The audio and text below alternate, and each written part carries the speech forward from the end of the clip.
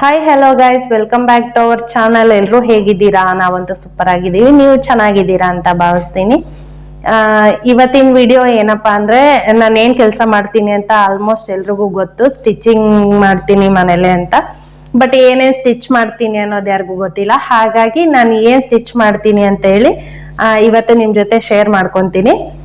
ನಾನ್ stitching ಏನೇನ್ ಮಾಡ್ತೀನಿ ಅನ್ನೋದ್ರಲ್ಲೂ ಒಂದು ಟಾಪಿಕ್ ಬಗ್ಗೆ ನಾನು ನಿಮ್ಗೆ ಶೇರ್ ಮಾಡ್ಕೊತಾ ಇದ್ದೀನಿ ನಿಮ್ ಜೊತೆ. ಅಂದ್ರೆ ಓಲ್ಡ್ ಸ್ಯಾರಿನ ಇವಾಗ ಟ್ರೆಂಡ್ ಅಲ್ವಾ, ಓಲ್ಡ್ ಸ್ಯಾರಿ ಎಲ್ಲ ಕನ್ವರ್ಟೆಡ್ ಟು ನ್ಯೂ ಫ್ರಾಕ್ಸ್ ಅಂತ ಹೇಳಿ ಎಲ್ಲ ಫ್ರಾಕ್ ಆಗಿ ಕನ್ವರ್ಟ್ ಮಾಡ್ಕೋತಾ ಇದ್ದಾರೆ. ಅಥವಾ ಡೈಲಿ ವೇರ್ಗೆ ಗೌನ್ಸ್ ಆಗ್ಲಿ ಆ ತರ ಮಾಡ್ತಾ ಇದಾರೆ. ನಾನು ಅಂಬ್ರೆಲಾ ಫ್ರಾಕ್ ಸ್ಟಿಚ್ ಮಾಡ್ತಾ ಇದ್ದೀನಿ ಇವತ್ತು. ಒಂದು ಬ್ಯೂಟಿಫುಲ್ ಓಲ್ಡ್ ಸ್ಯಾರಿಯಿಂದ ಬ್ಯೂಟಿಫುಲ್ ಅಂಬ್ರೆಲಾ ಫ್ರಾಕ್ ನ ರೆಡಿ ಮಾಡೋಣ ಅಂತ ಹೇಳಿ ಅದನ್ನ cutting video and stitching video ಎರಡು ನಿಮ್ ಜೊತೆ ಶೇರ್ ಮಾಡ್ಕೋತೀನಿ ಗೈಸ್. ಯಾವ ತರ ಬರುತ್ತೆ ಅಂತ ಹೇಳಿ ನೋಡೋಣ ಬನ್ನಿ ಗೈಸ್. ಸ್ಯಾರಿ ಈ ತರ ಇದೆ ನೋಡಿ, old sari. Already blouse cut ಮಾಡಿದ್ದಾರೆ, ಇದ್ರಲ್ಲ ಬ್ಲೌಸು ನೋಡಿ ಇಷ್ಟಿದೆ. ಫುಲ್ ಎಲ್ಲ ಒಂದೇ ತರ ಬಂದಿದೆ ಗೈಸ್. ಸ್ಯಾರಿ ಫುಲ್ ಒಂದೇ ತರ ನೋಡಿ, ಈ ತರ. ಇದನ್ನ ಹೇಗೆ ಕಟ್ ಮಾಡ್ತೀನಿ ಅಂತ ನೋಡೋಣ ಬನ್ನಿ ಗೈಸ್. ನಾವು ಯಾವುದೇ ಡ್ರೆಸ್ನ ಸ್ಟಿಚ್ ಮಾಡೋಕ್ಕೂ ಮೊದಲು ನಾವು ಫಸ್ಟ್ ಲೈನಿಂಗ್ನ ಕಟ್ ಮಾಡ್ಕೋಬೇಕು. ಹಾಗಾಗಿ ನಾನು ಫಸ್ಟ್ ಲೈನಿಂಗ್ನ ಕಟ್ ಮಾಡ್ಕೊತಾ ಇದ್ದೀನಿ. ಫ್ರಾಕಲ್ಲಿ ಟಾಪ್ ಬಾಟಮ್ ಅಂತ ಎರಡಿರುತ್ತೆ. ಟಾಪಿಗೆ ಎಷ್ಟು ಬೇಕೋ ಅಷ್ಟು ಬಟ್ಟೆ ತಗೊಂಡ್ಬಿಟ್ಟು ಟಾಪ್ ಪಾರ್ಟ್ನ ಕಟ್ ಮಾಡ್ಕೋಬೇಕಾಗತ್ತೆ. ನಮ್ಮ ಕಸ್ಟಮರ್ಗೆ 1 ಮೀಟರ್ ಬಟ್ಟೆ ಬೇಕಾಗುತ್ತೆ ಲೈನಿಂಗು. ಅದಕ್ಕೋಸ್ಕರ ನಾನು 1 ಮೀಟರ್ ಲೈನಿಂಗ್ ಕ್ಲಾತ್ನ ಕಟ್ ಮಾಡ್ಕೊತಾ ಇದ್ದೀನಿ ಗೈಸ್. ನಿಮ್ಮ ಕಸ್ಟಮರ್ಗೆ ಎಷ್ಟು ಬೇಕಾಗುತ್ತೆ ಅಂತ ಹೇಳಿ ನೋಡಿ ಕಟ್ ಮಾಡ್ಕೊಳ್ಳಿ. ಯಾಕೆಂದರೆ ಸುಮ್ಮನೆ ಎಲ್ರಿಗೂ 1 ಮೀಟರ್ ಅವಶ್ಯಕತೆ ಇರಲ್ಲ. ಸಣ್ಣ ಇರೋರಿಗೆಲ್ಲ ಒಂದು 80 ಪಾಯಿಂಟ್ ಆದರೆ ಸಾಕಾಗುತ್ತೆ. ಬಟ್ಟೆ ಎಲ್ಲ ಕಡಿಮೆ ಇದ್ರೂ ಸಾಕಾಗುತ್ತೆ. ಹಾಗಾಗಿ ನೀವು ಫಸ್ಟ್ ಬಾಡಿ ಮೆಜರ್ಮೆಂಟ್ ಅಥವಾ ಮೆಜರ್ಮೆಂಟ್ ಡ್ರೆಸ್ ಯಾವ್ದ್ರಲ್ಲಿ ಮೆಜರ್ ಮಾಡ್ತೀರೋ ಅದ್ರ ಮೇಲೆ ಡಿಪೆಂಡ್ ಆಗುತ್ತೆ ಕ್ಲಾತ್ ಎಷ್ಟು ತಗೋಬೇಕು ಅಂತ ಹೇಳಿ. ನಾನು ಇಲ್ಲಿ 1 ಮೀಟರ್ ಅಷ್ಟು ಕ್ಲಾತ್ ತಗೊಂಡಿದ್ದೀನಿ. ಫಸ್ಟ್ ನಾನು ಲೆಂತ್ ಎಷ್ಟಾಗಬೇಕು ಅಂತ ಹೇಳಿ ನೋಡ್ಕೊಂಡೇನೆ ಕಟ್ ಮಾಡ್ಕೊಂಡಿರ್ತೀನಿ. ನೆಕ್ಸ್ಟ್ ಶೋಲ್ಡರ್ ಮಾರ್ಕ್ ಮಾಡಿಕೊಂಡು ಆರ್ಮ್ ಮಾರ್ಕ್ ಮಾಡಿಕೊಂಡು ಎಷ್ಟು ಬೇಕು ಅಂತ ಹೇಳಿ ಫಸ್ಟ್ ಮಾರ್ಕ್ ಮಾಡ್ಕೊಳ್ಳೋದು. ಈ ಥರ ಮಾರ್ಕ್ ಮಾಡ್ಕೊಂಡಾದ್ಮೇಲೆ ನಮಗೆ ಈಸಿ ಆಗುತ್ತೆ ಕಟ್ ಮಾಡೋದಕ್ಕೋಸ್ಕರ. ನೋಡಿ, ನಾನು ಫಸ್ಟ್ ಮಾರ್ಕ್ ಮಾಡಿಕೊಂಡು ಆಮೇಲೆ ಸ್ಕೇಲ್ ಇಟ್ಬಿಟ್ಟು ಎಲ್ಲ ಮಾರ್ಕು ಅಟ್ಯಾಚ್ ಮಾಡ್ಕೋತೀನಿ. ಆರ್ಮ್ ಮಾರ್ಕು, ಆಮೇಲೆ ಡೀಪ್ ಮಾರ್ಕು, ಆಮೇಲೆ ವಿಡ್ತ್ ಚೆಸ್ಟ್ ಮಾರ್ಕ್ ಎಷ್ಟು ಬೇಕೋ ಅಷ್ಟು ಎಲ್ಲಾನು ಮಾರ್ಕ್ ಮಾಡ್ಕೊತೀನಿ. ನಮ್ಮ ಕಸ್ಟಮರಿಗೆ ಆರ್ಮೋಲು 6 ತೊಗೊಂಡಿದ್ದೀನಿ, ಚೆಸ್ಟ್ 13 ತೊಗೊಂಡಿದ್ದೀನಿ. ಆಮೇಲೆ ಡೀಪು ವಿತ್ ಶೋಲ್ಡರ್ ಎಲ್ಲ ಸೇರಿ 6 ತೊಗೊಂಡಿದ್ದೀನಿ. ಡಿವೈಡ್ ಮಾಡ್ಕೊತೀನಿ ಗೈಸ್. ನಾನು ಯಾವಾಗಲೇ ಆಗಲಿ ಡೀಪ್ಗೆ ಗ್ಯಾಪ್ ಬರುತ್ತಲ್ಲ, ಶೋಲ್ಡರ್ 3 ಡೀಪ್ 3 ತೊಗೊತೀನಿ. ಇನ್ನು ಸಣ್ಣ ಇರೋರಿಗೆ 2.5 ತೊಗೊತೀನಿ. ಡೀಪ್ಗೆ ಗ್ಯಾಪ್ ಏನು ಬರುತ್ತೋ ಅದನ್ನು. ಸ್ವಲ್ಪ ದಪ್ಪ ಅಥವಾ ಅವ್ರಿಗೆ ಭುಜ ದಪ್ಪ ಇರೋರಿಗೆ 3 ತೊಗೊತೀನಿ, ಸರಿ ಹೋಗುತ್ತೆ. ಹಾಗೆ ಹಿಂದೆಗಡೆ ಟ್ಯಾಗ್ ಹಾಕೋದ್ರಿಂದ ಅವ್ರಿಗೆ ಯಾವುದೇ ಥರದ ಭುಜ ಜಾರ್ಕೊಂಡು ಬರೋದಿಲ್ಲ. ಅದಕ್ಕೋಸ್ಕರ ನಾನು ದಪ್ಪ ಇರೋರಿಗೆ 3 ಕಾಮನಾಗಿ ತೊಗೊತೀನಿ. ಬಟ್ ತುಂಬ ಜನಕ್ಕೆ 3 ತಗೊಂಡ್ರೆ ಭುಜ ಜಾರೋದು, ಹೀಗೆ ಬ್ಲೌಸ್ ಸ್ಟಿಚ್ ಮಾಡಿದಾಗೆ ಆಗಲಿ ಇಳೆ ಬೀಳೋದು ಅಂತ ಹೇಳ್ತಾರಲ್ಲ, ಹಾಗೆ ಬೀಳಬಾರ್ದು ಅಂದರೆ 2.5 ತಗೊಂಡ್ರು ಸಾಕಾಗುತ್ತೆ. ಇನ್ನು ಸ್ವಲ್ಪ ಜನಕ್ಕೆ ಈ ಶೋಲ್ಡರ್ನ ಕಡಿಮೆ ಮಾಡಬೇಕಾಗುತ್ತೆ ಗೈಸ್. ಅವ್ರಿಗೆ ಜಾಸ್ತಿ ಅಗಲ ಇದ್ದರೆ ಆರ್ಮೋಲ್ ನೀಟಾಗಿ ಕುತ್ಕೊಳ್ಳೋದಿಲ್ಲ ಸ್ಲೀವ್ ಅಟ್ಯಾಚ್ ಮಾಡಿದಾಗ ಅಂತ ಹೇಳಿ ಹೇಳ್ತಾರೆ. ಹಾಗಾಗಿ ಆರ್ಮೋಲು ಅಷ್ಟೇ ಅವ್ರದ್ದು ಅಳತೆ ಬ್ಲೌಸಲ್ಲಿ ಯಾವ ಥರ ಇರುತ್ತೆ ಎಷ್ಟಿದೆ ನೋಡಿಕೊಂಡು ನಾವು ನೀಟಾಗಿ ಮಾರ್ಕ್ ಮಾಡ್ಕೋಬೇಕು. ಕಟ್ಟಿಂಗ್ಗೆ ಮೈನ್ ಇಂಪಾರ್ಟೆಂಟು, ಸ್ಟಿಚಿಂಗ್ಗಿಂತನೂ ಕಟ್ಟಿಂಗೇನು. ನಾವು ಕಟ್ ಮಾಡ್ಕೊಳ್ಳುವಾಗ ನೀಟಾಗಿ ಕಟ್ ಮಾಡಿಕೊಂಡ್ರೆ ಕಣ್ಣು ಮುಚ್ಕೊಂಡು ಸ್ಟಿಚ್ ಮಾಡ್ಕೋಬೋದು ಆರಾಮಾಗಿ. ಅಥವಾ ಎಲ್ಲ ಪರ್ಫೆಕ್ಟಾಗಿ ಗೊತ್ತಿರೋರಿಗೆ ಆದರೆ ಕಟ್ಟಿಂಗ್ ಒಂಚೂರು ಆಚೆ ಈಚೆ ಆದರೂ ಸ್ಟಿಚಿಂಗಲ್ಲಿ ಕವರ್ ಮಾಡ್ಕೊಂಡ್ಬಿಡ್ತಾರೆ. ಬಟ್ ಹೊಸ್ದಾಗಿ ಕಲಿಯೋರು ಏನು ಮಾಡಬೇಕು, ನೀಟಾಗಿ ಗಮನ ಇಟ್ಟು ನೋಡಿಕೊಂಡು ಕಲ್ತ್ಕೋಬೇಕು. ಹಾಗೇನೆ ಕಟ್ಟಿಂಗ್ ನೀಟಾಗಿ ಮಾಡಿಕೊಂಡ್ರೆ ಅವ್ರಿಗೆ ಸ್ಟಿಚಿಂಗ್ ಈಸಿ ಆಗುತ್ತೆ ಗೈಸ್, ಅಷ್ಟೇ, ಇನ್ನೇನು ಇಲ್ಲ. ನಾವು ಕಲಿಯೋದಕ್ಕಿಂತ ದೊಡ್ಡದು ಇನ್ನೇನಿಲ್ಲ. ನಾನು ಎಲ್ಲೂ ಟ್ರೈನಿಂಗ್ ಹೋಗಿಲ್ಲ, ಎಲ್ಲ ಯೂಟ್ಯೂಬಲ್ಲಿ ನೋಡೇ ಕಲ್ತಿರೋದು. ಯಾವುದೇ ಥರದ ಟೈಲರ್ ಟ್ರೈನಿಂಗ್ ಆಗಲಿ, ಸ್ಟಿಚಿಂಗ್, ಕಟ್ಟಿಂಗ್ ಯಾವ ಯಾವುದೇ ಒಂದು ಇದಕ್ಕೂ ನಾನು ಟ್ರೈನಿಂಗ್ ಹೋಗಿಲ್ಲ ಗೈಸ್, ನಾನು ಯೂಟ್ಯೂಬಲ್ಲಿ ನೋಡೇ ಕಲ್ತಿರೋದು. ಹಾಗಾಗಿ ನನ್ನಂತ ಎಷ್ಟೋ ಜನ ಯೂಟ್ಯೂಬಲ್ಲಿ ನೋಡಿ ಕಲಿಯೋರಿಗೆ ಹೆಲ್ಪ್ ಆಗಲಿ ಅಂತ ಹೇಳಿ ನಾನು ಈ ವಿಡಿಯೋ ಮಾಡ್ತಾ ಇರೋದು. ಬ್ಯಾಕ್ ಪಾರ್ಟ್ ಆ ಥರ ಕಟ್ ಮಾಡಿಕೊಂಡೆ ನೋಡಿ. ಈಗ ಫ್ರಂಟ್ ಕಟ್ ಮಾಡ್ತಾ ಇದ್ದೀನಿ. ಬ್ಯಾಕ್ ಆ ಡಿಸೈನ್ ಇಟ್ಟಿದ್ದೆ, ನಿಮ್ಗೆ ಆಲ್ರೆಡಿ ತೋರಿಸಿದ್ದೀನಿ. ಇನ್ನು ಫ್ರಂಟ್ಗೆ ಈ ಥರ ಕಟ್ ಮಾಡ್ಕೊತಾ ಇದ್ದೀನಿ ಗೈಸ್. ಫಸ್ಟ್ ಟಾಪ್ ಏನು ಕಟ್ ಮಾಡ್ಕೊತೀವಿ ಅದನ್ನು, ಇದು ಫ್ರಂಟ್ ಪಾರ್ಟು ಆವಾಗಲೇ ತೋರಿಸಿದ್ದು ಬ್ಯಾಕ್ ಪಾರ್ಟ್. ಇಷ್ಟೇ ಗೈಸ್, ಇಷ್ಟೇ ಕಟಿಂಗು. ಏನು ಜಾಸ್ತಿ ಎಫೆಕ್ಟ್ ಹಾಕೋದು ಏನಿರೋದಿಲ್ಲ ಇದರಲ್ಲಿ. ಇಷ್ಟೇ ನೋಡಿ, ಎಷ್ಟು ಈಸಿಯಾಗಿ ಆಗೋಗುತ್ತೆ. ಕೆಳಗಡೆ ಇರೋದು ಫ್ರಂಟು, ಇನ್ಮೇಲೆ ಹಾಕಿರೋದು ಬ್ಯಾಕ್ ಪಾರ್ಟು.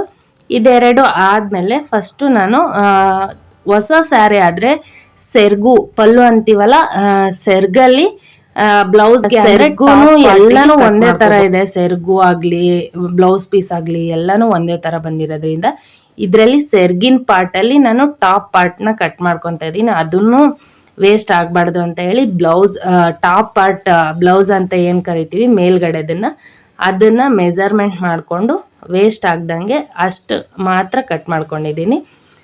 ಇನ್ನು ಫುಲ್ಲು ಉಳಿಯುತ್ತೆ. ಇನ್ನು ಅದರಲ್ಲೇ ಸ್ಲೀವ್ನು ಆಗುತ್ತೆ ಗೈಸ್. ನೋಡಿ ನಾನು ಯಾವ ಥರ ಕಟ್ ಮಾಡ್ತಾ ಇದ್ದೀನೋ ಆ ಥರ ಮಾಡಿಕೊಂಡ್ರೆ ನಿಮಗೆ ಸ್ಯಾರಿನೂ ವೇಸ್ಟ್ ಆಗೋದಿಲ್ಲ ಗೈಸ್. ಅಂಬ್ರೆಲಾ ಫ್ರಾಕ್ ಅಂದರೆ ಕೆಳಗಡೆ ಜಾಸ್ತಿ ಅಂದರೆ ಅಂಬ್ರೆಲಾ ಟೈಪ್ ತುಂಬ ವಿಡ್ತ್ ಬಂದ್ರೇ ಚೆನ್ನಾಗಿ ಕಾಣೋದು. ಹಾಗಾಗಿ ನಾನು ಟಾಪಿಗೆ ಸ್ವಲ್ಪ ಕಡಿಮೆನೇ ಬಟ್ಟೆ ಯೂಸ್ ಮಾಡ್ಕೊತೀನಿ, ತುಂಬ ವೇಸ್ಟ್ ಮಾಡೋದಕ್ಕೆ ಹೋಗಲ್ಲ. ನೋಡಿ ಅದು ಟಾಪ್ ಅಂದರೆ ಟಾಪಲ್ಲಿ ಫ್ರಂಟ್ ಪಾರ್ಟ್ ಕಟ್ ಮಾಡಿಕೊಂಡೆ, ಇದು ಬ್ಯಾಕ್ ಪಾರ್ಟ್ ಕಟ್ ಮಾಡ್ಕೊತಾ ಇದ್ದೀನಿ. ಎಕ್ಸ್ಟ್ರಾ ಯಾವುದೂ ಉಳಿಸ್ಕೊಂಡಿಲ್ಲ ಸ್ಯಾರಿಲಿ. ಇನ್ನು ಒಂಚೂರು ಇನ್ನೊಂದು ಸ್ವಲ್ಪ ಉಳಿದಿರುತ್ತೆ, ಅದನ್ನು ಸಹ ನಾನು ಹಿಂದೆ ಲಾಡಿಗಾಗಲಿ ದಾರ ಇವಾಗ ಟ್ಯಾಗ್ ಕಟ್ಕೊತೀವಲ್ಲ ಟಾಪಿಗೆ, ಅದಕ್ಕೆ ಯೂಸ್ ಮಾಡ್ಕೊತೀನಿ. ಅದನ್ನು ಏನು ವೇಸ್ಟ್ ಮಾಡೋದಿಲ್ಲ. ನೋಡಿ ಟಾಪ್ ಆಯಿತು, ಫ್ರಂಟ್ ಆಯಿತು, ಬ್ಯಾಕ್ ಆಯಿತು, ಇನ್ನೊಂಚೂರು ಉಳಿದಿದೆ, ಅದನ್ನು ಟ್ಯಾಗಿಗೆ ಕಟ್ ಮಾಡ್ಕೊಂಡ್ಬಿಟ್ಟು ಇನ್ನು ಉಳಿದಿರೋ ಸ್ಯಾರಿ ಫುಲ್ ನಾನು ಬಾಟಮ್ಗೆ ಕಟ್ ಮಾಡ್ಕೊತಾ ಇದ್ದೀನಿ. ನೋಡಿ ನಾವು ಈ 4 ಫೋಲ್ಡಾಗಿ ಒಂದು ಸ್ಯಾರಿನ ಮಡ್ಚ್ಕೋಬೇಕಾಗುತ್ತೆ. 4 ಫೋಲ್ಡಬಲ್ 4 ಫೋಲ್ಡ್ನ ಮಾಡ್ಕೊಂಡಿದ್ದೀನಿ. ನೀಟಾಗಿ ಎಲ್ಲ ಕಡೆ ಬ್ಲೆಂಡ್ ಮಾಡ್ಕೋಬೇಕು. ಒಂದು ಕಡೆ ಸುಕ್ಕಿದ್ರೂ ಅದು ನೀಟಾಗಿ ಕಟ್ಟಿಂಗ್ ಬರೋದಿಲ್ಲ. ನೀಟಾಗಿ ಎಲ್ಲ ಅದು ಸ್ಮೂತ್ ಸ್ಯಾರಿ ಆಗಿರೋದ್ರಿಂದ ಒಂದು ಸ್ವಲ್ಪ ನಾವು ಒಂದು ಕೈ ಇಟ್ಟರೆ ಸಾಕು ಅಲ್ಲೇ ಫೋಲ್ಡ್ ಆಗಿಬಿಡುತ್ತೆ ಸ್ಯಾರಿ. ನಮಗೆ 4 ಪೀಸ್ ಕಾಣಿಸ್ಬೇಕು ಅಂದರೆ ಓಪನ್ ಸೈಡ್ ಏನಿದೆಯೋ ಅದನ್ನು ಇನ್ನೊಂದು ಕಡೆ ಫೋಲ್ಡ್ ಮಾಡಬೇಕು. ಒಂದು 4 ಪೀಸ್ ಓಪನ್ ಇರುತ್ತೆ, 2 ಫೋಲ್ಡ್ ಮಡ್ಚಿರೋದಿರುತ್ತೆ. ನಿಮಗೆ ತೋರಿಸ್ತೀನಿ ನೋಡಿ, ಅದು 4 ಬಂದಿದೆ ಕೆಳಗಡೆ ಇರೋದು, ಬಟ್ ಮೇಲ್ಗಡೆ ಇರೋದು ಫೋಲ್ಡಬಲ್ 2 ಇದೆ. ಆ ಥರ ಮಾಡಿಕೊಂಡ್ರೆ ನಮಗೆ ಅಂಬ್ರೆಲಾ ಕಟ್ಟಿಂಗ್ ಈಸಿ ಆಗುತ್ತೆ. ಇದು ಫೋಲ್ಡ್ ಮಾಡೋದು ಬಂದರೆ ಸಾಕು, ಆರಾಮಾಗಿ ನಾವು ಕಟ್ಟಿಂಗ್ ಕಲ್ತ್ವಿ ಅಂತಲೇ ಅರ್ಥ. ನೀಟಾಗೆ ಎಲ್ಲನೂ ಅರೇಂಜ್ ಮಾಡ್ಕೋಬೇಕು. ಆವಾಗಲೇ ಹೇಳ್ದಂಗೆ ಫೋಲ್ಡ್ ಏನು ಇರಬಾರ್ದು. ನಂದು ಸ್ಮಾಲ್ ಸೀಸರ್ ಆಗಿರೋದ್ರಿಂದ ಫೋಲ್ಡ್ ಎಲ್ಲೇ ಇದ್ರೂ ಕಟ್ ಆಗೋದಿಲ್ಲ. ನಾನು ಕಲಿಯುವಾಗಲೇ ಚಿಕ್ಕದು ತೊಗೊಂಡಿದ್ದೆ. ಹಾಗಾಗಿ ಇನ್ನು ಟಾಪ್ ಇಟ್ಬಿಟ್ಟು ನಾನು ಬಾಟಮ್ಗೆ ಎಷ್ಟು ಬೇಕು ಅಂತ ಹೇಳಿ ಕಟ್ ಮಾಡ್ಕೊತೀನಿ. ಏಕೆಂದರೆ ನಾನು ಟಾಪ್ಗೆ ಎಷ್ಟು ಬೇಕೋ ಅಷ್ಟೇ ತೊಗೊಂಡಿದ್ದೆ, ಎಕ್ಸ್ಟ್ರಾ ಏನು ತೊಗೊಂಡಿಲ್ಲ. ಸ್ಟಿಚಿಂಗ್ ಸೇರ್ಸೇ ಎಷ್ಟು ಬೇಕೋ ಅಷ್ಟು ತೊಗೊಂಡಿದ್ದೆ. ನೋಡಿ ನಾವು ಈ ಥರ ಟಾಪಿಗೆ ಕಟ್ ಮಾಡೋದ್ರಿಂದ ಎಕ್ಸ್ಟ್ರಾನೂ ಕಟ್ ಮಾಡೋಕ್ಕಾಗಲ್ಲ, ಕಡಿಮೆನೂ ಕಟ್ ಮಾಡ್ಕೊಳ್ಳಲ್ಲ. ಆರಾಮಾಗಿ ಎಷ್ಟು ಬೇಕೋ ಅಷ್ಟು ಕಟ್ ಮಾಡ್ಕೋಬೇಕು. ನಮ್ಮ ಕಸ್ಟಮರ್ಗೆ ಲೆಂತ್ 30 ಇಂಚಸ್ ಸಾಕಾಗಿತ್ತು. ಹಾಗಾಗಿ ನಾನು 30 ಇಂಚಸ್ಗೆ ಸ್ವಲ್ಪನೇ ಗ್ಯಾಪ್ ಬಿಟ್ಟು ಮಾರ್ಕ್ ಮಾಡ್ಕೊತಾ ಇದ್ದೆ. ಇದೇ ಥರ ನೀವು ಅಂಬ್ರೆಲಾ ಟಾಪ್ಗೆ ಅಥವಾ ಅಂಬ್ರೆಲಾ ಫ್ರಾಕಿಗೆ ಕಟ್ ಮಾಡ್ಕೊಳ್ಳೋದ್ರಿಂದ ನಿಮಗೂ ಈಸಿ ಆಗುತ್ತೆ. ನಿಮಗೆ ಈ ವಿಡಿಯೋದಲ್ಲಿ ಸ್ಟಿಚಿಂಗು ಕಟ್ಟಿಂಗು ಎರಡೂ ಇಟ್ಟಿರೋದ್ರಿಂದ ಸ್ವಲ್ಪ ಫಾಸ್ಟ್ ಅನಿಸ್ಬೋದು.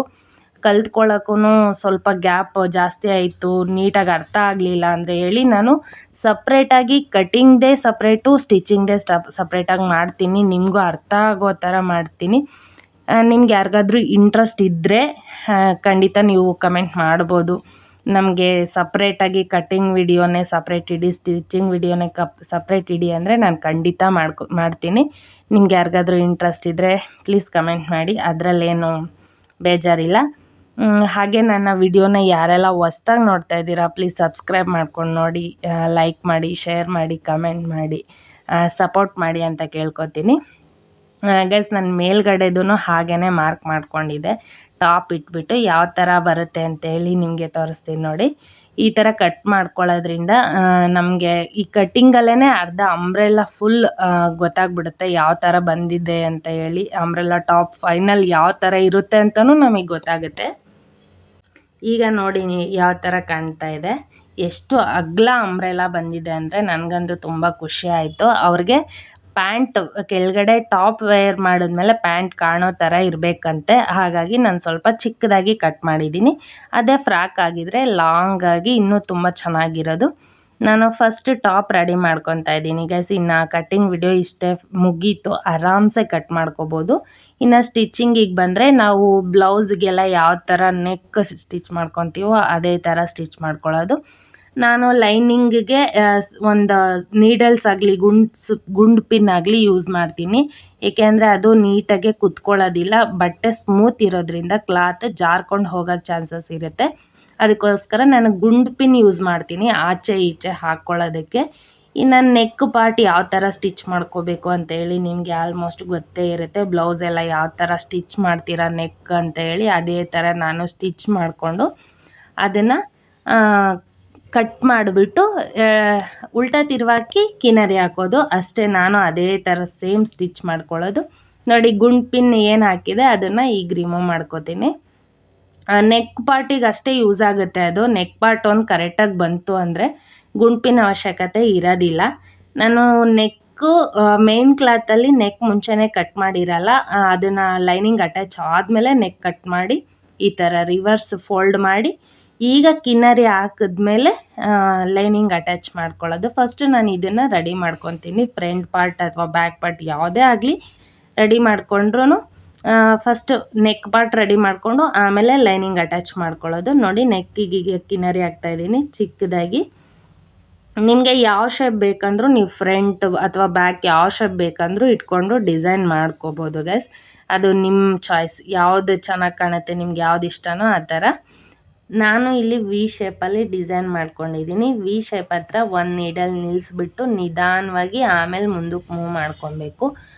ಬಟ್ಟೆ ಸ್ವಲ್ಪ ಕ್ಲಾತ್ ಇದು ಜಾರ್ಕೊಂಡು ಹೋಗೋದ್ರಿಂದ ನೀಟಾಗಿ ಅಲ್ಲಿ ನಾವು ನೀಟಾಗಿ ಎಲ್ಲ ಕಡೆಯೂ ಸುಕ್ಲೆಲ್ಲೂ ಬರ್ದಂಗೆ ಫೋಲ್ಡ್ ಎಲ್ಲೂ ಇರ್ದಿರ ನೀಟಾಗಿ ಅದನ್ನು ಇದು ಮಾಡ್ಕೊತ ಸ್ಟಿಚ್ ಹಾಕೋಬೇಕು. ಲೈನಿಂಗ್ ಅಟ್ಯಾಚ್ ಮಾಡ್ಕೊಬೇಕು. ಗಮ್ ಬಳಸೋರು ಗಮ್ಮೂ ಹಾಕ್ಬೋದು. ನಾನು ಯಾವತ್ತೂ ಗಮ್ಮೆಲ್ಲ ಯೂಸ್ ಮಾಡಿಲ್ಲ. ಈ ಥರ ಕೈಯಲ್ಲೇ ಅಲ್ಲೇದಲ್ಲೇ ನೀಟಾಗಿ ಬಟ್ಟೆನ ಫೋಲ್ಡ್ ಇಲ್ದಿರ ಕೈಯಲ್ಲೇ ಲೆವೆಲ್ ಮಾಡಿಕೊಂಡು ಸ್ಟಿಚ್ ಮಾಡ್ಕೊತೀನಿ. ಈ ಥರ ಅಟ್ಯಾಚ್ ಮಾಡಿ ನಂಗೆ ಅಭ್ಯಾಸ ಆಗೋಗಿದೆ. ಅದಕ್ಕೋಸ್ಕರ ನಾನು ಈ ಥರ ಮಾಡ್ತಾಯಿದ್ದೀನಿ. ನಿಮ್ಗೆ ಯಾರಿಗಾದ್ರೂ ಅದು ಇದೆಲ್ಲ ಕಷ್ಟ ಅಂದರೆ ನೀವು ಗಮ್ ಯೂಸ್ ಮಾಡ್ಕೋಬೋದು. ಫ್ಲೋರ್ ಮೇಲೆ ಕ್ಲಾತ್ನ ಹಾಸ್ಕೊಂಡ್ಬಿಟ್ಟು ಆಮೇಲೆ ಗಮ್ ಹಾಕೊಂಡು ಪ್ರೆಸ್ ಮಾಡ್ಕೊಂಡು ಆಮೇಲಾದರೂ ಅಟ್ಯಾಚ್ ಮಾಡ್ಕೋಬೋದು. ಈಸಿಯಾಗಿ ಆಗುತ್ತೆ. ನನಗೆ ಕೈಯಲ್ಲೇ ಲೆವೆಲ್ ರೂಢಿ ಆಗಿರೋದ್ರಿಂದ ನಾನು ಇದೇ ಥರ ಮಾಡ್ಕೋತೀನಿ. ನಿಮ್ಗೆ ಯಾರಿಗಾದ್ರೂ ಕಷ್ಟ ಅನಿಸಿದ್ರೆ ಆ ಥರ ಮಾಡ್ಕೋಬೋದು. ಇನ್ನು ಫ್ರಂಟ್ ಪಾರ್ಟ್ ಎಲ್ಲ ರೆಡಿ ಆಯಿತು ಗೈಸ್. ಲೈನಿಂಗ್ ಅಟ್ಯಾಚ್ ಮಾಡಿದ್ಮೇಲೆ ಎಕ್ಸ್ಟ್ರಾ ಏನು ಕ್ಲಾತ್ ಇರುತ್ತೋ ಅದನ್ನು ಕಟ್ ಮಾಡಾಕ್ತಾಯಿದ್ದೀನಿ ನೋಡಿ. ಫ್ರಂಟ್ ಈ ಥರ ರೆಡಿ ಆಯಿತು. ಇನ್ನು ಟಕ್ಸ್ ಸ್ಟಿಚ್ ಮಾಡ್ಕೋಬೇಕು. ಮುಂದೆ ಬ್ಯಾಕ್ ಸೈಡು ಫ್ರಂಟ್ ಸೈಡ್ ಎರಡೂ ಟಕ್ಸ್ನ ಸ್ಟಿಚ್ ಮಾಡಿದ್ರೆ ಚೆನ್ನಾಗಿ ಕುತ್ಕೊಳ್ಳುತ್ತೆ ನೋಡಿ. ಎಷ್ಟು ಲೆಂತ್ ಬೇಕೋ ಅಷ್ಟು, ಜಾಸ್ತಿ ಬೇಡ. ಒಂದು 4 ಇಂಚಸ್ 4.5 ಇಂಚಸ್ ಇದ್ದರೆ ಸಾಕು ಫ್ರಂಟ್ ಪಾರ್ಟಲ್ಲಿ. ಬ್ಯಾಕಲ್ಲೂ ಅಷ್ಟೇ 4.5 ಅಷ್ಟೇ, ಜಾಸ್ತಿ ಬೇಡ ಗೈಸ್. ತುಂಬ ಉದ್ದ ಹಿಡಿದ್ರೆ ಚೆನ್ನಾಗಿ ಕಾಣಲ್ಲ, ಅದು ಲೈಟಾಗಿ ಹಿಡಿಬೇಕು. ಇನ್ನು ಫ್ರಂಟ್ ಅಟ್ಯಾಚ್ ಮಾಡ್ಕೊಂಡಾದಮೇಲೆ ಇನ್ನು ಬ್ಯಾಕ್ ಅಟ್ಯಾಚ್ ಮಾಡ್ತಾಯಿದ್ದೀನಿ ನೋಡಿ. ನಾನು ಗುಂಡು ಪಿನ್ ಯಾವ ಥರ ಸೆಟ್ ಮಾಡ್ಕೊತೀನಿ ಅಂತ ಎಲ್ಲಿನೂ ಫೋಲ್ಡ್ ಇಲ್ದಂಗೆ ಲೆವೆಲ್ ಮಾಡ್ಕೊಂಡಾದಮೇಲೆ ಆ ಕಡೆ ಈ ಕಡೆ 2 ಗುಂಡು ಪಿನ್ನ ಸಿಗಿಸ್ಕೊತೀನಿ. ಒಂದು ಈ ಸೈಡ್ ಲೆವೆಲ್ ಮಾಡ್ಕೊಂಡು ಸಿಗಿಸ್ಕೊಂಡು ಇನ್ನೊಂದು ಆ ಕಡೆ ಲೆವೆಲ್ ಮಾಡ್ಕೊಂಡು ಸಿಗಿಸ್ಕೊತಾ ಇದ್ದೀನಿ ಗೈಸ್. ಟಿ ವಿಲಿ ಮೂವಿ ಬಂದಿತ್ತು, ಮೂವಿ ನೋಡ್ತಾ ಸ್ಟಿಚ್ ಮಾಡ್ತಾಯಿದ್ದೀನಿ. ಹಾಗಾಗಿ ಏನು ಇವ್ರು ಹಿಂಗೆ ನೋಡ್ತಾ ಇದ್ದಾರೆ ಅಂದ್ಕೋಬೇಡಿ. ಮೂವಿ ಚೆನ್ನಾಗಿತ್ತು ಅಂತೇಳಿ ನಾನು ನಮ್ಮ ಹೇಮಂತ್ ಮಾತಾಡ್ತಾ ಮೂವಿ ನೋಡ್ತಾ ಸ್ಟಿಚ್ ಮಾಡ್ತಾಯಿದ್ದೆ. ನೀವು ಹೊಸ್ದಾಗಿ ಕಲಿಯೋರಾದರೆ ಕಾನ್ಸಂಟ್ರೇಟ್ ಎಲ್ಲ ಸ್ಟಿಚಿಂಗ್ ಮೇಲೆ ಇರಲಿ. ಏಕೆಂದರೆ ನಾವು ಎಲ್ಲೋ ನೋಡಿಕೊಂಡು ನಮ್ಮನ್ನೇ ನಂಬಿ ನಮ್ಮ ಕೈನೇ ನಂಬಿಬಿಟ್ಟು ಅವರು ಬಟ್ಟೆ ನಮ್ಗೆ ಹೊಲಾಕಿರ್ತಾರೆ ಅಂದರೆ ನಾವು ಅದ್ರ ಮೇಲೆ ಎಷ್ಟು ಕಾನ್ಸಂಟ್ರೇಟ್ ಮಾಡಿ ಸ್ಟಿಚ್ ಮಾಡಬೇಕಾಗುತ್ತೆ ಅಂತೇಳಿ ಆ ಫೋರ್ಸ್ ನಮ್ಮ ಮೇಲಿರುತ್ತೆ. ಹಾಗಾಗಿ ಬೇರೆ ಕಡೆ ಗಮನ ಇಡದೆ ಸ್ಟಿಚಿಂಗ್ ಮೇಲೆ ಫೋಕಸ್ ಮಾಡಿ ನಾನು ಅಲ್ಲಿ ಫೋಕಸ್ ಮಾಡಿದ್ರು ಬಟ್ ಇಲ್ಲಿ ಮಾತ್ರ ಯಾವುದೇ ಥರದ ಕೊರತೆ ಇಲ್ದಂಗೆ ನೀಟಾಗಿ ಒಂದು 5 ನಿಮಿಷ ನಿಧಾನ ಆಗಲಿ ಅವರಿಗೆ ಕಂಫರ್ಟಬಲ್ ಆಗೋ ಥರನೇ ಸ್ಟಿಚ್ ಮಾಡಿಕೊಡೋದು. ಅವರು ಓಕೆ ಚೆನ್ನಾಗಿದೆ ಅಂದಮೇಲೆ ನಮಗೂ ಖುಷಿ, ಅದು ಒಂಥರ ನೆಮ್ಮದಿ ಗೈಸ್. ಯಾವುದೇ ಟೈಲರ್ಗೆ ಆಗಲಿ ಫಸ್ಟು ಅವ್ರು ಹಾಕ್ಕೊಂಡು ಚೆನ್ನಾಗಿದೆ ಅಂತ ಹೇಳೋವರೆಗೂ ಸಮಾಧಾನನೇ ಇರೋದಿಲ್ಲ. ನನಗೆ ಹೀಗೇನಾ ಅಥವಾ ಎಲ್ಲ ಟೈಲರ್ಗೂ ಹೀಗೇನಾ ಅಂತ ಗೊತ್ತಾಗ್ತಾ ಇಲ್ಲ. ಬಟ್ ನನಗಂತೂ ಅವರು ಸ್ಯಾಟಿಸ್ಫೈ ಆಗಿ ಇಲ್ಲ ಚೆನ್ನಾಗಿದೆ, ನಮಗೆ ಚೆನ್ನಾಗಿ ಕುತ್ಕೊಳ್ತು ಫಿಟ್ಟಿಂಗ್ ಅಂತ ಹೇಳೋವರೆಗೂ ಎಷ್ಟೇ ಆಲ್ಟ್ರೇಷನ್ ಕೊಟ್ಟರು ನಾನು ಮಾಡಿಕೊಡ್ತೀನಿ. ಅವ್ರು ಚೆನ್ನಾಗಿದೆ ಅನ್ನಬೇಕು, ಫಸ್ಟ್ ಅವ್ರು ಸ್ಯಾಟಿಸ್ಫೈ ಆಗಬೇಕು. ನಮ್ಮ ಬ್ಲೌಸಸ್ ಆಗಲಿ, ಫ್ರಾಕ್ ಆಗಲಿ, ಡ್ರೆಸ್ ಆಗಲಿ ಯಾವುದೇ ಹಾಕ್ಕೊಂಡ್ರು ಅವ್ರು ಸ್ಯಾಟಿಸ್ಫೈ ಆಗೋದೇ ಇಂಪಾರ್ಟೆಂಟ್ ಆಗಿರುತ್ತೆ ಈ ಟೈಲರ್ಸ್ಗೆ ಮೇಯ್ನ್ಲಿ. ನನಗಂತೂ ಅಷ್ಟೇ ಅಪ್ಪ, ಫಸ್ಟ್ ಅವರು ಚೆನ್ನಾಗಿದೆ ಅನ್ನೋವರೆಗೂ ಸಮಾಧಾನನೇ ಆಗಲ್ಲ. ಇನ್ನು ಬ್ಯಾಕ್ ಪಾರ್ಟನ್ನು ಎಲ್ಲ ರೆಡಿ ಮಾಡಿಕೊಂಡು ಅದಕ್ಕೆ ಟಕ್ಸ್ ಇಟ್ಟಿದ್ದೀನಿ. ಬ್ಯಾಕಲ್ಲಿ ಟ್ಯಾಗನ್ನ ಲಾಡಿ ಕಟ್ತಾಯಿದ್ದೀನಿ. ಈಗ ಅದು ಲಾಡಿನ ಫಸ್ಟೇ ಅಟ್ಯಾಚ್ ಮಾಡಿಕೊಂಡ್ರೆ ನೋಡಿ ಈ ಥರ ಒಳಗಡೆ ಹೋಗುತ್ತೆ, ಏನು ಹೊರ್ಗಡೆ ಏನು ಕಾಣೋದಿಲ್ಲ. ಅದನ್ನು ಎಲ್ಲ ಅಟ್ಯಾಚ್ ಮಾಡಿ ಬ್ಯಾಕ್ ಎಲ್ಲನೂ ಕಿನ್ನರಿ ಹಾಕ್ಕೊಂಡೇ ಇದ್ದೀನಿ. ನನಗೆ ಯಾವುದೇ ಥರ ಪೈಪಿಂಗ್ ಮಾಡಿಲ್ಲ.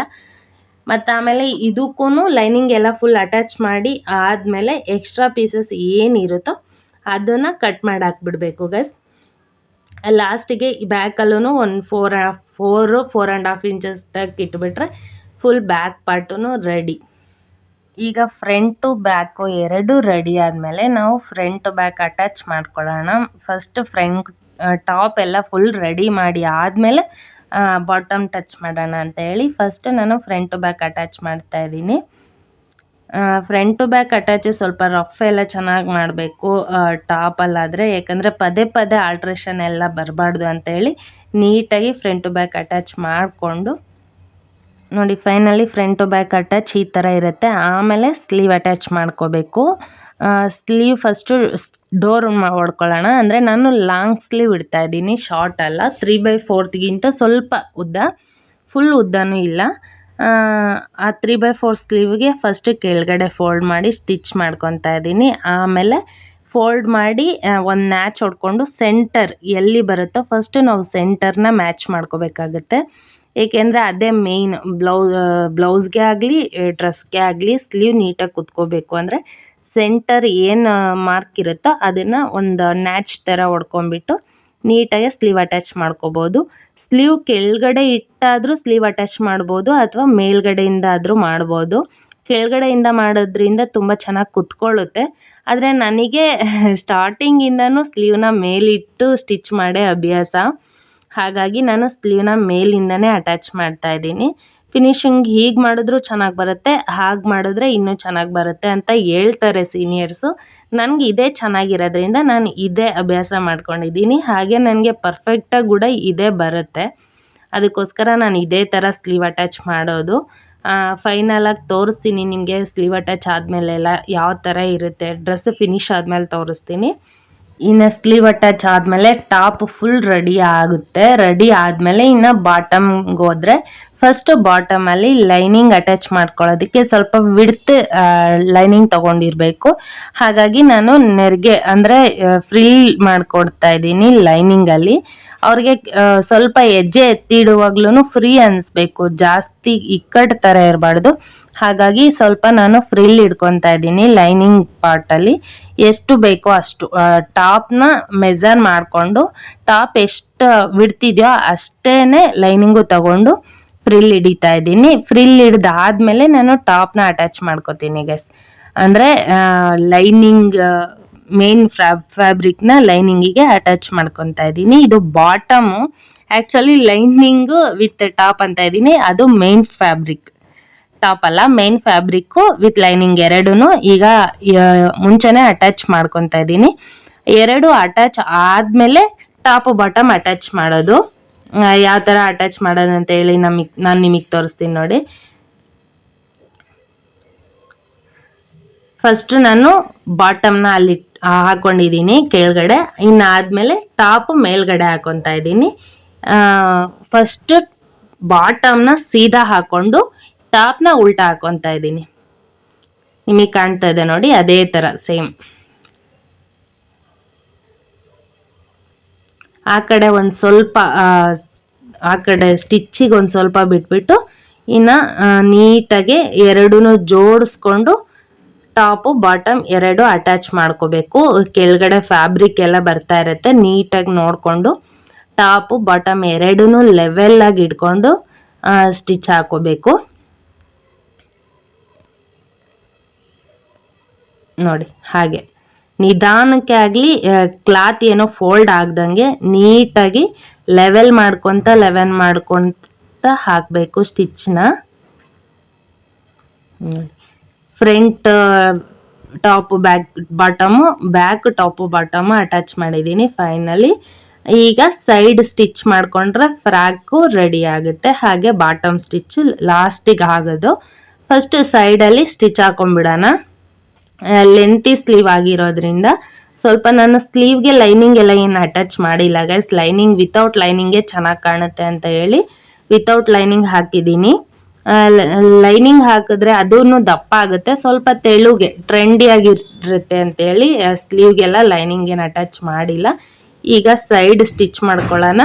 ಸ್ಲೀವ್ನ ಲೆವೆಲ್ ಮಾಡ್ಕೋಬೇಕು ಗೈಸ್. ಹಾರ್ಮಲ್ ಡೌನ್ ಹತ್ರ ಸ್ಲೀವ್ ಜಾಯಿಂಟ್ ಕುತ್ಕೊಂಡ್ರೆ ಅದು ನೀಟಾಗಿ ಕುತ್ಕೊಳ್ಳುತ್ತೆ. ಹಾಗೆ ಟಾಪು ಬಾಟಮ್ ಅಟ್ಯಾಚ್ ಮಾಡಿರ್ತೀವಲ್ಲ ಅದನ್ನು ಜಾಯಿಂಟ್ ಕುತ್ಕೊಂಡಾಗ ನೀಟಾಗಿ ಹಿಂದೆ ಮುಂದೆ ಹೋಗ್ದಂಗೆ ಚೆನ್ನಾಗಿ ಬರುತ್ತೆ. ಫ್ರಾಕು ನೋಡೋಕ್ಕೆ ಅಷ್ಟೇ ಚೆನ್ನಾಗಿರುತ್ತೆ.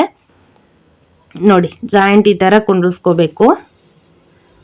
ಜಾಯಿಂಟ್ ಕೂರಿಸ್ಕೊಂಡು ಆದಮೇಲೆ ನಾವು ಫಸ್ಟ್ ಬಾಟಮಲ್ಲಿ ಲೈನಿಂಗ್ ಸ್ಟಿಚ್ ಸೈಡ್ ಸ್ಟಿಚ್ ಮಾಡ್ಕೋಬೇಕು. ಫಸ್ಟ್ ಅದೇನಿರುತ್ತೆ ಮೇನ್ ಫ್ಯಾಬ್ರಿಕ್ನ ಎರಡೂ ಸೇರಿಸಿ 1-2 ಇಂಚಸ್ ಕೆಳಗಡೆವರೆಗೂ ಸ್ಟಿಚ್ ಹಾಕ್ಕೊಂಡು, ನಿಮಗೆ ವಿಡಿಯೋದಲ್ಲಿ ತೋರಿಸ್ತೀನಿ ನೋಡಿ, 1-2 ಇಂಚಸ್ ಸಾಕು. 2 ಇಂಚಸ್ ಸ್ಟಿಚ್ ಹಾಕ್ಕೊಂಡು ಆಮೇಲೆ ಮೇನ್ ಫ್ಯಾಬ್ರಿಕ್ನ ಒಳಗಡೆ ತಳ್ಳಿಬಿಟ್ಟು ಲೈನಿಂಗ್ ಏನಿರುತ್ತೆ ಅದನ್ನ ಮಾತ್ರ ಸಪ್ರೇಟಾಗಿ ತಗೊಂಡು ಸ್ಟಿಚ್ ಮಾಡ್ಕೋಬೇಕು. ಕಾಣಿಸ್ತಾ ಇದೆಲ್ಲ ಸೇಮ್ ಅದೇ ಥರ ಒಳಗಡೆ ತಳ್ಳಿಬಿಟ್ರೆ ಅದು ಇನ್ನೂ ಸ್ಟಿಚ್ ಆಗಿಲ್ಲ. ಮೇನ್ ಫ್ಯಾಬ್ರಿಕ್ಕು ಲೈನಿಂಗ್ ಅಷ್ಟೇ ಸ್ಟಿಚ್ ಮಾಡ್ತಾ ಇರೋದು. ಈ ಥರ ಮಾಡ್ಕೊಳ್ಳಿ, ತುಂಬ ಚೆನ್ನಾಗಿ ಬರುತ್ತೆ. ಫಿನಿಶಿಂಗೂ ಅಷ್ಟೇ. ಎರಡು ಜೊತೆಗೆ ತಗೋಬೇಡಿ, ಏಕೆಂದರೆ ನಮಗೆ ಲೈನಿಂಗ್ ಕಡಿಮೆ ಇರುತ್ತೆ. ಮೇನ್ ಫ್ಯಾಬ್ರಿಕ್ ಅಂಬ್ರೆಲಾ ಆಗಿರೋದ್ರಿಂದ ತುಂಬ ಜಾಸ್ತಿ ಇರುತ್ತೆ. ಎರಡಕ್ಕೂ ನೀಟಾಗಿ ಮ್ಯಾಚ್ ಆಗಲ್ಲ. ಸಪ್ರೇಟ್ ಅಟ್ಯಾಚ್ ಮಾಡಿದರೆ ಚೆನ್ನಾಗಿರೋದು. ಅದಕ್ಕೋಸ್ಕರ ನೋಡಿ, ಫಸ್ಟ್ ಲೈನಿಂಗ್ ಸೈಡ್ ಆದಮೇಲೆ ಇನ್ನು ಒಳಗಡೆ ಏನು ಬಿಟ್ಟಿರ್ತೀವಿ ಅದನ್ನ ತಗೊಂಡು ಮೇನ್ ಫ್ಯಾಬ್ರಿಕ್ನ ಈಗ ಸೈಡ್ ಸ್ಟಿಚ್ ಮಾಡ್ಕೊಳ್ಳೋದ್ರಿಂದ ತುಂಬ ಚೆನ್ನಾಗಿ ಬರುತ್ತೆ. ನೋಡಿ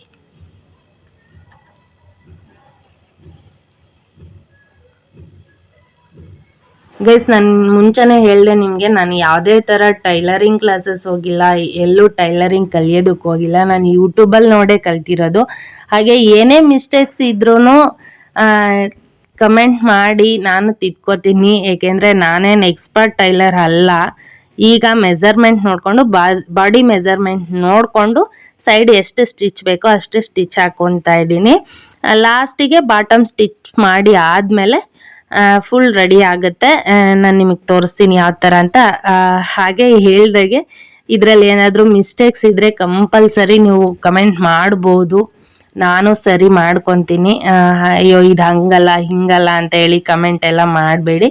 ಏಕೆಂದರೆ ನಾನು ಪರ್ಫೆಕ್ಟ್ ಟೈಲರ್ ಹತ್ರ ಹೋಗಿ ಕಲ್ತಿರೋದಲ್ಲ. ನಾನು ಯೂಟ್ಯೂಬಲ್ಲಿ ನೋಡಿ ನನಗೆ ತಿಳಿದಿದ್ದ ಮಟ್ಟಿಗೆ ನೋಡಿಕೊಂಡು ಕಲ್ತಿರೋದು. ಫೈನಲಿ ಈ ಥರ ಸ್ಟಿಚ್ ಮಾಡಿದ್ದೀನಿ ಓಲ್ಡ್ ಸ್ಯಾರಿಯಿಂದ. ಇದು ವೇರ್ ಮಾಡಿದ್ಮೇಲೆ ಯಾವ ಥರ ಕಾಣುತ್ತೆ ಅಂತೇಳಿ ನಾನು ನಿಮಗೆ ಒಂದ್ಸತಿ ಶಾರ್ಟ್ ವಿಡಿಯೋ ಅಪ್ಲೋಡ್ ಮಾಡ್ತೀನಿ. ಅವರು ಈಗ ನಮ್ಮ ಕಸ್ಟಮರ್ ಇಳಿದ್ರಿಂದ ನಾನೇ ಈ ಥರ ತೋರಿಸ್ತಾ ಇದ್ದೀನಿ. ನೋಡಿ ಗೈಸ್, ಫೈನಲಿ ಈ ಥರ ಬಂದಿದೆ ಔಟ್ಪುಟ್ಟು. ತಮ್ಮೆಲ್ರಿಗೂ ಈ ವಿಡಿಯೋ ಇಷ್ಟ ಆಗಿದೆ ಅಂತ ಭಾವಿಸ್ತೀನಿ. ಓಕೆ ಗೈಸ್, ಈ ವಿಡಿಯೋ ಇಲ್ಲಿಗೆ ಎಂಡ್ ಮಾಡ್ತಾ ಇದ್ದೀನಿ. ಇಷ್ಟ ಆದರೆ ಲೈಕ್, ಶೇರ್, ಕಮೆಂಟ್ ಮಾಡಿ, ಹಾಗೆ ಸಬ್ಸ್ಕ್ರೈಬ್ ಮಾಡಿ. Keep smiling. ಬಾಯ್.